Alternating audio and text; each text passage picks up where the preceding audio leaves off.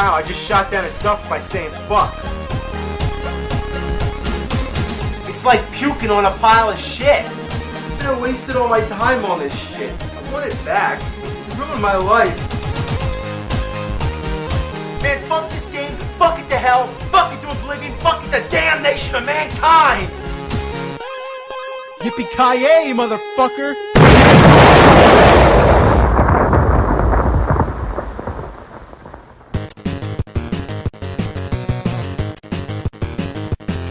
The Magnavox Odyssey was released in 1972, making it the world's first home video game console.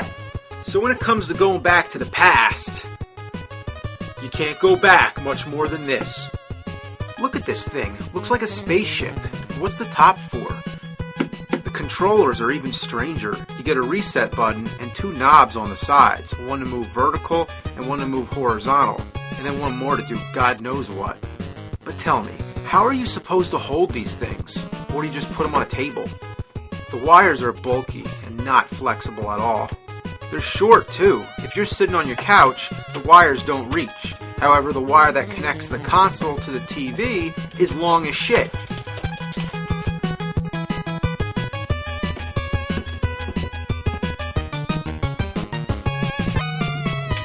Alright, I guess you're supposed to play with it on your lap or on the floor.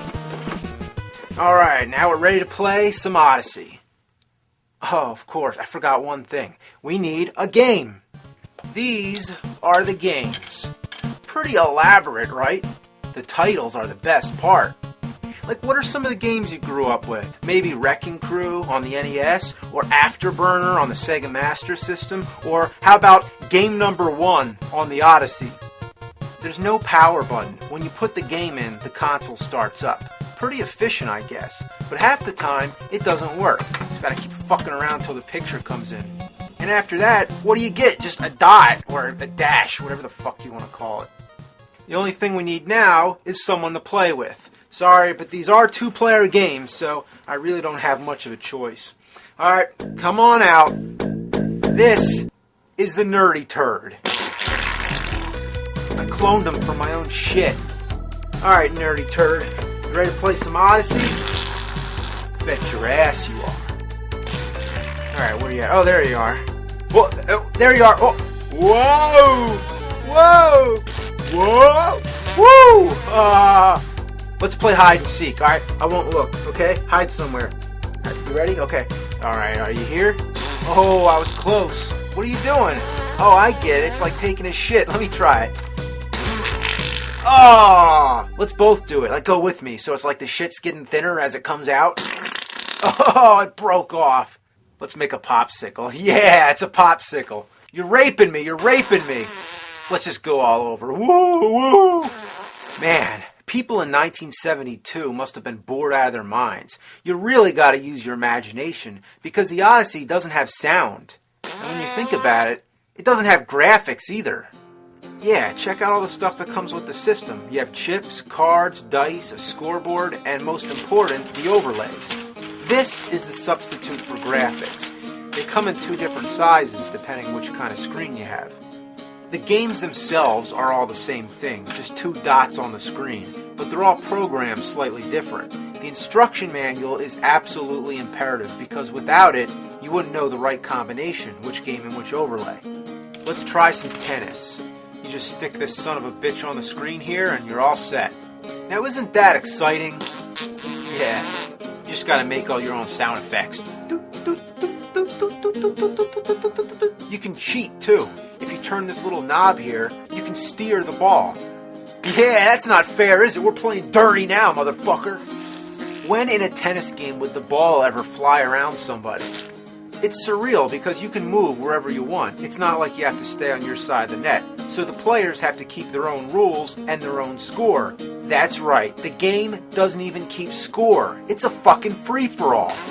Now let's try the skiing game. All you do is move the light through the slopes. And with these controllers, it's harder than it looks. The only goal is to stay in the lines and see how fast you can get to the end. It's up to the other player to keep time. Now that is what you call a desperate attempt at a video game. Now we have Simon Says. You just do what the card says and see who gets there first. Simon says go to the wrist. Simon says go to the pet's ear. Now this is some A-class entertainment. Look, it's the dog's tongue. Oh look, he's got a nuclear boner. Nuclear boner! She's giving birth to a solar baby. Here it comes. It's time for football. And all I can say about this one is that for the first football game on a home video game console, it's fucking horrible. There's a board, a football marker, and pages of instructions to explain it all. You gotta do all kinds of math, calculate the wind and shit. So, the hell with that. Hockey. This one's more fun. You just try to drive the puck into the opponent's net. If you keep tapping the reset button, you can change direction. Anything goes in this game. Gotta keep it away from the net. Keep it away from the... you bastard. This one's called Anal Logic. Yeah, that sounds fun. It's like the logic of your ass. It's supposed to take place in outer space. You each start on your own planet. I guess maybe your anus and my anus. The idea is to get to the other player's planet by following a pattern of numbers. You figure out the patterns by adding the numbers of the last player's move into some fucking math equation. It might sound like a complete waste of time, but that's because it is. Cat and mouse. In this game, one player's the cat and the other player's the mouse. The cat tries to catch the mouse and the mouse tries to get to the hole. The blue squares are supposed to be furniture, so you have to go around. But there's nothing preventing you from passing through, so naturally both players are going to end up cheating. Besides, why can't the furniture look like furniture and the hole look like a hole? Instead, they're visual representations of what they may have looked like if this game had graphics. But it's an overlay. Draw some fucking furniture. Next is Haunted House, the first horror game. You're a detective going around picking up clues. The second player draws the cards telling you what clue to get. Also, the second player's hiding as the ghost. Oh, there you are. No matter how many times I've read the instructions, I just don't get it. Submarine. Player 2 has to follow a squiggly line and dodge torpedoes fired by Player 1. But the torpedo never seems to go in the direction that it should. And whether or not Player 1 is supposed to move, I can't even say. It's just, yeah. States. Okay, this one's just a name that state game. If you draw a card, you move the cursor on the state. But what about the little states? How are you supposed to point at them? I guess you could just point with your finger. This doesn't need to be a video game in any way. I also love how the instructions tells you that Alaska and Hawaii aren't really down there. Hey nerdy turd, did you know that Hawaii isn't really south of Texas? Last game, roulette. For this one, you get out the roulette board, you get out the chips, and you play roulette. The wheel is the overlay. Whoever spins the wheel just closes their eyes, moves the cursor all over the place, and then you just look where it landed. If it goes off the wheel, which it does often, you line it up to the nearest number. But most of the time it goes off the screen, so you're never sure where it landed.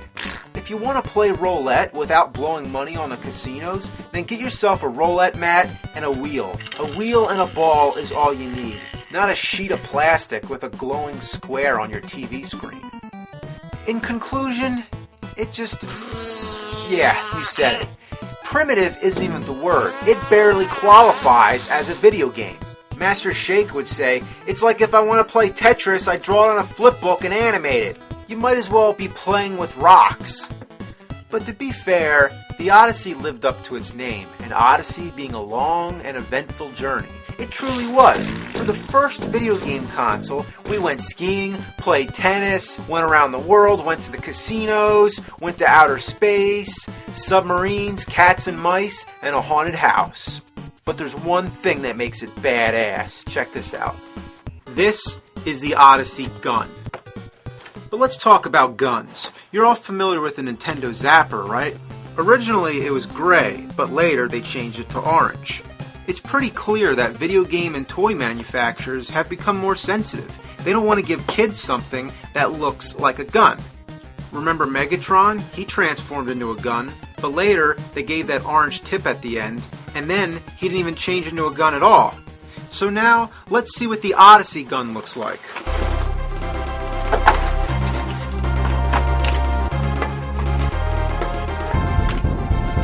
Well, the Odyssey doesn't fuck around. I mean, this is what you call a gun. I mean, look at it. It's a gun. It's a fucking rifle.